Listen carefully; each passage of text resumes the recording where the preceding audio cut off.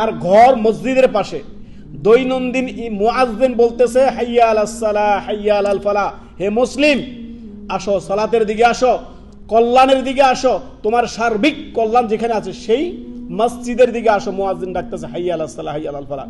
মুসলমান নিজের ঘরের পাশে মসজিদ, সেই মসজিদে 5 ওয়াক্ত দৈনন্দিন ফরজ সালাতে উপস্থিত হয় না। তার মতো হতভাগা আছে কেউ? ইলম অর্জন করা লাগবে না? ইলম অর্জনের গুরুত্ব দেখুন, যে জাতি ইলম অর্জনের গুরুত্ব দিবে না তারা অন্ধকারে হারিয়ে যাবে। রাসূলুল্লাহ সাল্লাল্লাহু আলাইহি সাল্লাম বলেছেন, খায়রুকুম মান তাআল্লামাল কুরআনা ওয়া আল্লামাহা, তারাই হচ্ছে শ্রেষ্ঠ মানুষ যারা কোরআন নিজে শিখে এবং শেখায়। শুধু কোরআন শিক্ষা নয়, কোরআন শিক্ষা, হাদিস শিক্ষা, দ্বীনের ইলম অর্জন করা, সার্বিক যাবতীয় বিষয়গুলো এর অন্তর্ভুক্ত হবে। সার্বিক যাবতীয় বিষয়গুলো এর অন্তর্ভুক্ত হবে। তো ইলম অর্জনের গুরুত্ব দিবেন, এটা আপনাদেরকে আমি বরাবরই বলছি। একটি আয়াতও যদি আপনি শিখেন, একটি আয়াত, আজকে আমরা 4টি আয়াত নিয়ে আলোচনা করেছি।